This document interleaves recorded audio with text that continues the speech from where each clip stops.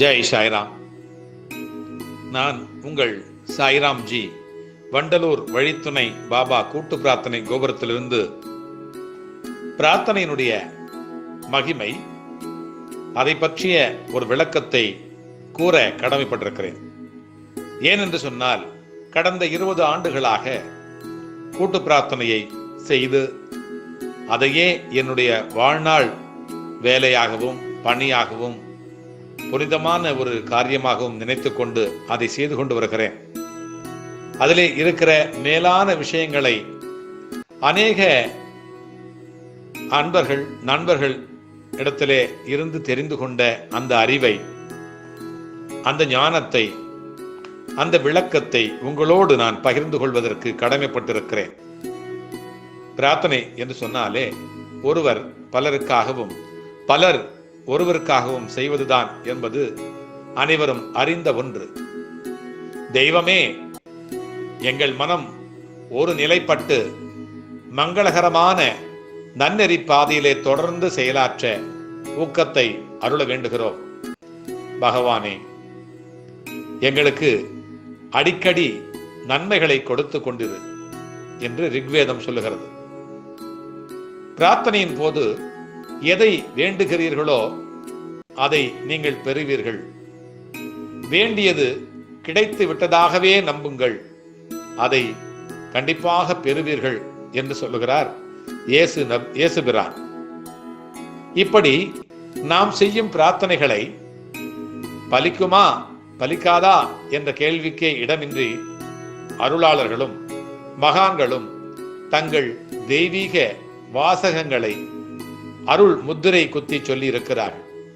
பிரபல அமெரிக்க ஜனாதிபதியான ஐசன்ஹோவர் தான் இறப்பதற்கு முன்பாக பிரார்த்தனை எப்படியெல்லாம் தன்னை காப்பாற்றி இருக்கிறது என்பதை எழுதி வைத்து உலகத்திற்கு தந்திருக்கிறார்.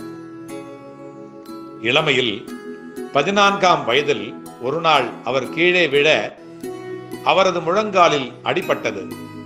கால் வீங்க ஆரம்பித்த நிலையில் அவரது குடும்ப டாக்டர் உடனே அறுவை சிகிச்சை செய்து காலை வெட்டிவிட வேண்டும் என்று ஆலோசனை கூறினார். பயந்து போன அவர் தன் அண்ணன் எட்கரிடம் டாக்டரை என் அறைக்குள் அனுப்ப வேண்டாம் என்று வேண்டிக் கொண்டார். தனது பிரார்த்தனையை செய்ய தொடங்கினார். அடுத்த நாள் டாக்டர் காங்லின் அவரை பரிசோதித்த போது அவர் முற்றிலும் குணமாகி இருப்பதை கண்டு அதிசயத்தார். 2ஆம் உலகப் போரின் போது ஜெனரலாக இருந்த சமயம் எப்படியெல்லாம் பிரார்த்தனை தன்னை காப்பாற்றி இருக்கிறது என அவர் கூறி இந்த பிரார்த்தனைகளின் மகிமையை உலகிற்கு பறைசாற்றியிருந்தார்.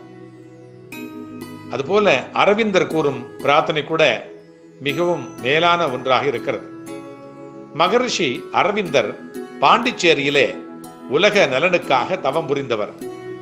அவரது தாய் வழி மாமனான கிஷோர் குமார் மித்ராவின் மகள் டைபாய்டினால் பீடிக்கப்பட்டு டாக்டர்கள் கைவிட்டு விட்ட பொழுது எல்லா மருந்தையும் நிறுத்திவிட்டு அவர் பிரார்த்தனை செய்ய ஆரம்பித்ததையும் டாக்டரே வியந்து போகும்படி அவரது மகள் குணமானதையும் அவர் சுட்டிக்காட்டுகின்றார்.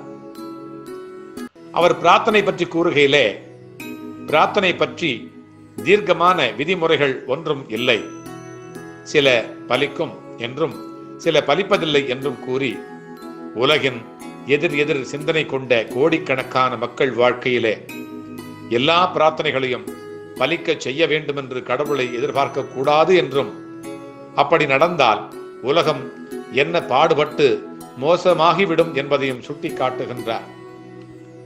ஆழ்ந்து சிந்தித்து பார்த்தால், ஒரு பக்தர் கோடி ரூபாய் கொடுத்து ஒரு வீட்டை வாங்க பிரார்த்தித்து அது நடக்காத நிலையிலே அடுத்த சில நாட்களிலேயே எதிர்பாராத விதமாக அங்கு ஒரு பேரிடர் ஏற்பட்டு அனைத்து வீடுகளும் அழிந்து விட்டார்.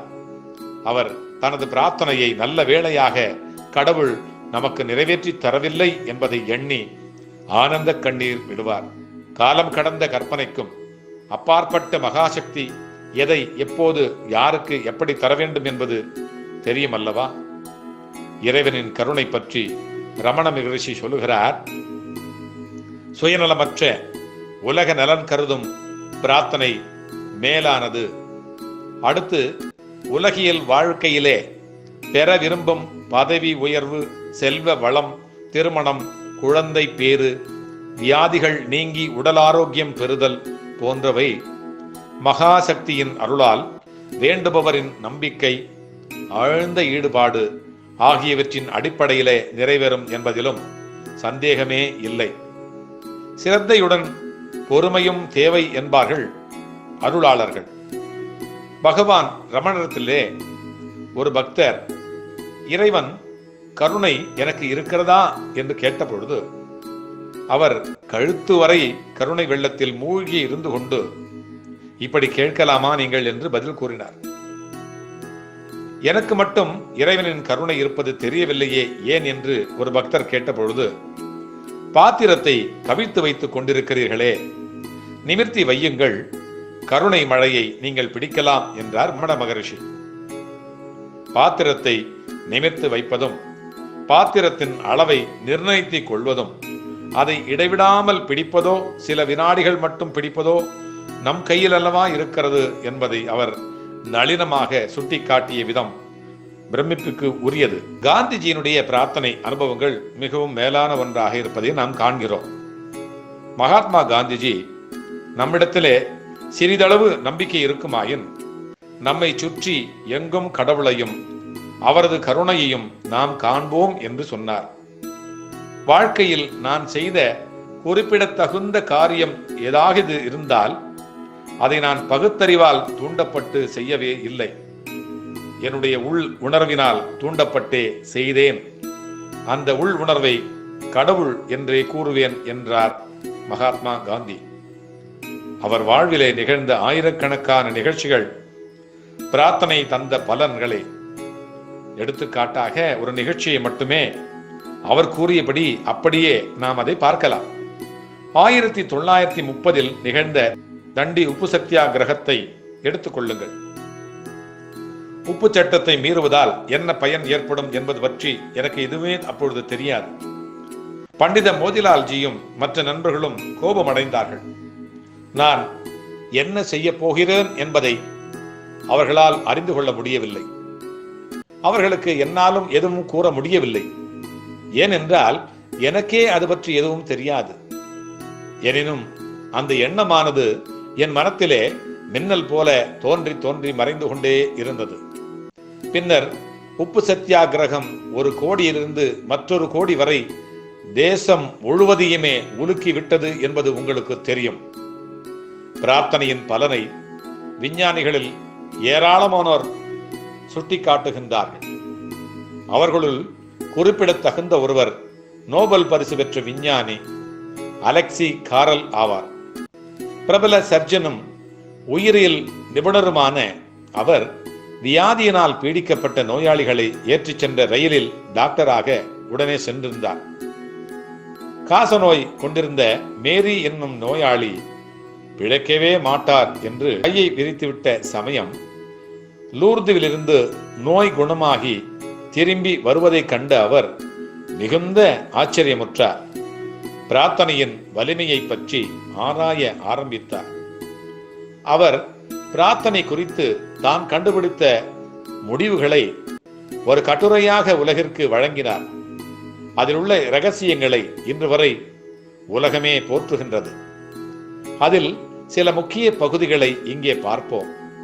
பிரார்த்தனை என்பது வெறும் வழிபாடு மட்டுமல்ல, மனிதன் வழிபடும் சக்தியின் கண்ணுக்கு தெரியாத வெளிப்பாடு. அது மனிதன் உருவாக்கக்கூடிய வலிமை வாய்ந்த சக்தி. அது மனித உடலில் உள்ள சுரப்பிகளைப் போலவே பிரார்த்தனையும் சக்தியும் சுலபமாக நிரூபிக்கக்கூடியதுதான். அதனுடைய நல் விளைவுகளை உடலில் ஏற்படும் அதிக நிதானம், அதிக மேதைத்தனத்துடன் பிரகாசிக்கும் பக்தி, ஆன்மீக பலம், மனித உறவில் அடிப்படையாக அமைந்துள்ள உண்மைகளை ஆழமாக புரிந்து கொள்ளுதல் ஆகியவற்றால் அளந்துவிட முடியும். புவி ஈர்ப்பு விசை போல பிரார்த்தனையும் கூட ஒரு வலிமை வாய்ந்த சக்தி. மருத்துவன் என்கின்ற முறையிலே மற்ற எல்லா வழிகளும் தோல்வி அடைந்து விட்டாலும் கூட, எல்லா வழிகளும் நோயாளிக்கு அடைபட்டு கிடந்தாலும் கூட மூடி கிடக்கும் பொழுது உண்மையான பிரார்த்தனை மூலமாக தங்கள் நோய் நீங்கி நலம் பெற்றோரை நான் பார்த்திருக்கிறேன் என்று சொல்லுகிறார். இயற்கையின் நியதிகள் என்று சொல்லப்படுவற்றை உலகில் மீறக்கூடிய ஒரே சக்தி பிரார்த்தனை தான். இயற்கையினுடைய நியதிகள் என்று சொல்லப்படுகின்ற காரியங்களை உலகத்திலே மீறக்கூடிய ஒரே ஒரு சக்தி என்று ஒன்று இருக்கிறது என்று சொன்னார். அது பிரார்த்தனை மட்டுமே. ஊமை பேசுவான், முடவன் மலையை தாண்டுவான், இறைவன் கருணையால் என்பது பழைய செய்யுள். காலத்தை ஊடுருவும் பிரார்த்தனை. பிரார்த்தனைக்கு பல பரிமாணங்கள் உண்டு. அவற்றிலே ஒன்று ஒருவர் இன்னொருவருக்காக தொலை தூரத்திலிருந்து செய்யும் பிரார்த்தனை. இன்னொன்று ரெட்ரோ பிரேயர் பிரார்த்தனை எனப்படும். காலத்தை ஊடுருவும் பிரார்த்தனை. சுமார் 4000 பேர்களை வைத்து ஆய்வு நடத்திய இஸ்ரேலிய பேராசிரியரான டாக்டர் லியோனார்டோ லெய்போவிசி பிரார்த்தனையின் எண்ண சக்திக்கு வலிமை உண்டு என்கிறார். காலத்தை ஊடுருவும் பிரார்த்தனை என்பது என்ன? ஒரு பேரழகுள்ள இளம்பெண் இரவு 10 மணிக்கு தனியே ஊருக்கு ஒதுக்குப்புறத்தில் பஸ்ஸுக்காக காத்து கொண்டிருக்கிறார்.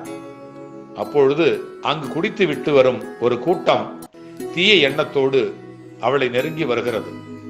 பதைபதைத்து போன அந்த பெண் தீவிரமான பிரார்த்தனையை மனமுருக செய்கிறாள்.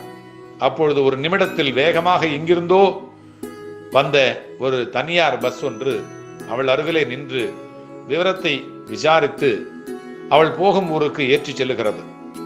பிரார்த்தனை செய்தது ஒரு நிமிடத்திற்கு முன்னால் தான். ஆனால் எங்கிருந்தோ வந்த பஸ் கிளம்பியதோ 1 மணி நேரத்திற்கு முன்னால். எப்படி பிரார்த்தனை அந்த பஸ்ஸை சரியாக அந்த கணத்திலே அங்கு வரச் செய்தது? பிரார்த்தனை காலத்தை வளைத்து கடந்த காலத்தை தேவைப்படி மாற்றும். இதுதான் ரெட்ரோ பிரேயர் எனப்படுகிறது. இதை பற்றிய ஆய்வுகள் தொடர்ந்து கொண்டே வருகின்றன என்பது சுவையான ஒரு செய்தி. அடுத்து, மனித முயற்சி மிக மிக முக்கியம். நம்மால் முடிந்தவற்றை செய்த பின்னர் இறைவனின் அருளை வேண்டுவதும் முக்கியம். விளைநிலத்திற்கு தேவையான விதை, உழுவதற்கான கலப்பை உள்ளிட்ட அனைத்தையும் ஆயத்தப்படுத்த வேண்டியது மனித முயற்சி. இந்த முயற்சி நிறைவேறிவிட்ட நிலையிலே அங்கு மழை பொழிவிக்க ஆண்டவனின் அருளை வேண்டி நாம் செய்ய வேண்டியது முக்கியமான ஒன்று இருக்கிறது என்று சொன்னால் அதுதான் பிரார்த்தனை. மிக உயரிய நிலை பிரார்த்தனையை மணிவாசக பெருமான் வாக்கினால் அறியலாம். வேண்டத்தக்கது அறிவோய், வேண்ட முழுவதும் தருவோய் நீ என்பது அவருடைய அருள் வாக்கு. வேண்டத்தக்கது அறிவோய் நீ, வேண்ட முழுவதும் தருவோய் நீ என்பது அவருடைய அருள் வாக்கு. அனைத்து தருமங்களையும் துறந்து என் ஒருவனையே சரணடை, நான் உன்னை உனது அனைத்து பாவங்களிலிருந்தும் விடுவிப்பேன் என்பது கண்ணபிரான் கீதையிலே கூறும் உறுதிமொழி. வேண்டிடில் மேலுலகம் எளிதாகும் என்பது ஆழ்வார் அருள்வாக்கு.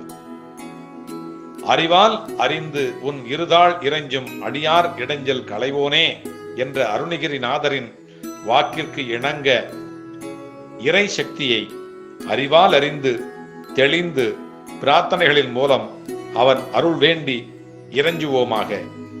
அனைத்து நலன்களையும் நாம் நம்முடைய சாயிநாதர் சொன்னது போல பாபாவிடத்திலே இருக்கிற அவர் கொடுத்த ரத்தினங்களான 2 ரத்தினங்கள், ஒன்று பொறுமை, இன்னொன்று நம்பிக்கை.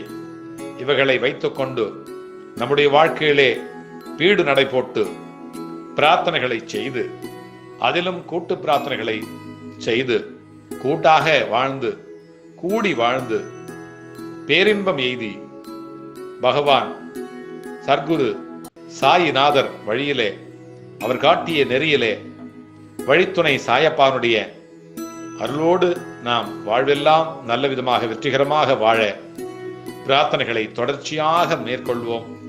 அதிலே கண்டிப்பாக நாம் வெற்றி பெறுவோம் என்பது உறுதி. ஜெய் சாய்ராம்.